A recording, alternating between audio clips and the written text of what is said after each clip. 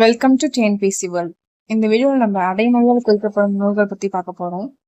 First question, குட்டி திருக்குறள் என்று அழைக்கப்படும் நூல் நாலடியார்.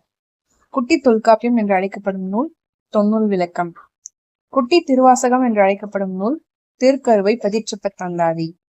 வெற்றி வேர்க்கை என்று அழைக்கப்படும் நூல் நருந்தொகை. வாக்குண்டான் என்று அழைக்கப்படும் நூல் மூதுரை. சின்னூல் என்று அழைக்கப்படும் நூல் நேமிநாதம். பாவை பாட்டு என்று அழைக்கப்படும் நூல் திருப்பாவை. உழத்திப்பாட்டு என்று அழைக்கப்படும் நூல் முக்கூடற்பல்லு. தமிழர் வேதம், தமிழர் 3000 என்று அழைக்கப்படும் நூல் திருமந்திரம். தமிழர் கருவூலம் என்று அழைக்கப்படும் நூல் புறநானூறு. தமிழரின் இரு கண்கள் என்று அழைக்கப்படும் நூல் தொல்காப்பியம், திருக்குறள். இயற்கை ஓவியம் என்று அழைக்கப்படும் நூல் பத்துப்பாட்டு. இயற்கை இன்பக்கலம் என்று அழைக்கப்படும் நூல் கலித்தொகை. இயற்கை வாழ்வில்லம் என்று அழைக்கப்படும் நூல் திருக்குறள். இயற்கை இன்ப வாழ்வு நிலையம் என்று அழைக்கப்படும் நூல் சிலப்பதிகாரம், மணிமேகலை. இயற்கை தவம் என்று அழைக்கப்படும் நூல் சிந்தாமணி. இயற்கை பரிணாமம் என்று அழைக்கப்படும் நூல் கம்பராமாயணம். இயற்கை அன்பு என்று அழைக்கப்படும் நூல் பெரிய புராணம். இயற்கை இறையருள் என்று அழைக்கப்படும் நூல் தேவாரம், திருவாசகம், திருவாய்மொழிகள். தமிழுக்கு கதி என்று அழைக்கப்படும் நூல் கம்பராமாயணம், திருக்குறள். ஆதி உலா, ஞான உலா, தெய்வீக உலா என்று அழைக்கப்படும் நூல் திருக்கைலாய ஞான உலா. அகவற்காப்பியம், கொங்குவேல் மாக்காதை என்று அழைக்கப்படும் நூல் பெருங்கதை. நட்பிற்கு கரும்பை உவமையாக கூறும் நூல் நாலடியார். வஞ்சி நெடும்பாட்டு என்று அழைக்கப்படும் நூல் பட்டினப்பாலை. அறவுரை கோவை என்று அழைக்கப்படும் நூல் முதுமொழி காஞ்சி. இசைப்பாட்டு என்று அழைக்கப்படும் நூல் பரிபாடல். குழந்தை இலக்கியம் என்று அழைக்கப்படும் நூல் பிள்ளை தமிழ். தூதின் இலக்கணம் கூறும் நூல் இலக்கண விளக்கம். மணிமேகலை துறவு, துறவு நூல் பௌத்த காப்பியம், அறக்காப்பியம், சீர்திருத்த காப்பியம் என்று அழைக்கப்படும் நூல் மணிமேகலை. சிற்றதிகாரம் என்று அழைக்கப்படும் நூல் நன்னூல். வீரபத்ர பரணி என்று அழைக்கப்படும் நூல் தக்கையாக பரணி. திராவிட வேதம், திராவிட வேதாசாரம், செந்தமிழ் வேதம், ஆன்ற திருமுறைகள் 1000 என்று அழைக்கப்படும் நூல் திருவாய்மொழி. சைவ வேதம், அழகிய வாய்மொழி, தெய்வத்தன்மை பொருந்திய வாய்மொழி என்று அழைக்கப்படும் நூல் திருவாசகம். தமிழின் முதற் கலம்பகம் என்று அழைக்கப்படும் நூல் நந்தி கலம்பகம். பாணாறு சமுதாய பாட்டு என்று அழைக்கப்படும் நூல் பெரும்பானாற்று படை. காப்பியப்பாட்டு என்று அழைக்கப்படும் நூல் குறிஞ்சிப்பாட்டு.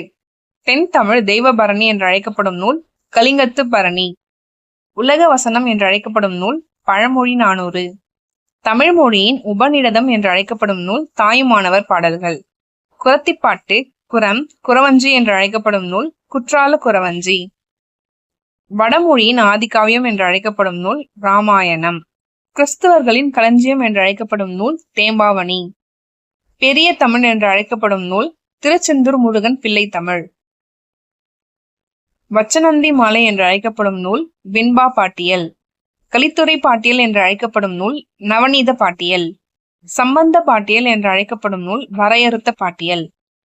எண் பெருந்தொகை என்று அழைக்கப்படும் நூல் எட்டுத்தொகை. தூதின் வழிகாட்டி என்று அழைக்கப்படும் நூல் நற்றிணை. இரும்பு கடலை என்று அழைக்கப்படும் நூல் பதிற்று பத்து. புறம், புறப்பாட்டு, புறம்பு 400. தமிழர் வரலாற்று பெட்டகம், தமிழர் களஞ்சியம், திருக்குறளின் முன்னோடி என்று அழைக்கப்படும் நூல் புறநானூறு.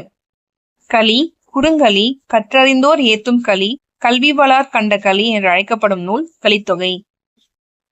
முருகு, புலவராற்றுப்படை என்று அழைக்கப்படும் நூல் திருமுருகாற்றுப்படை. கூத்தராற்றுப்படை என்று அழைக்கப்படும் நூல் மலைபடுகடாம். பெருங்குறிஞ்சி, களவியல் பாட்டு என்று அழைக்கப்படும் நூல் குறிஞ்சிப்பாட்டு. நெஞ்சாற்றுப்படை என்று அழைக்கப்படும் நூல் முல்லைப்பாட்டு. பத்துப்பாட்டின் இலக்கிய கருவூலம், மொழிவள பெட்டகம், சிற்பப்பாட்டு, தமிழ்ச்சுரங்கம் என்று அழைக்கப்படும் நூல் நெடுநல் வாடை. மாநகர் பாட்டு, கூடர் தமிழ், காஞ்சி பாட்டு என்று அழைக்கப்படும் நூல் மதுரை காஞ்சி. நாலடி, நாலடி 400, வேளாண் வேதம், திருக்குறளின் விளக்கம் என்று அழைக்கப்படும் நூல் நாலடியார். துண்டு, கட்டுவடம் என்று அழைக்கப்படும் நூல் நான்மணிக்கடிகை. திருக்குறளுக்கு உள்ள வேறு பெயர்கள்: திருவள்ளுவம், தமிழ்மறை, பொதுமறை, முப்பால், பொய்யாமொழி, தெய்வ நூல், வாயுரை வாழ்த்து, உத்தரவேதம், திருவள்ளுவ பயன், தமிழ்மாதின் இனிய உயர்நிலை. அறவுரக்கோவை, ஆத்திச்சூடியின் முன்னோடி என்று அழைக்கப்படும் நூல் முதுமொழி காஞ்சி. கைநிலை என்று அழைக்கப்படும் நூல் ஐந்திணை 60. தமிழின் முதல் காப்பியம் என்று அழைக்கப்படும் நூல் சிலப்பதிகாரம். சிலப்பதிகாரத்திற்குரிய வேறு பெயர்கள்.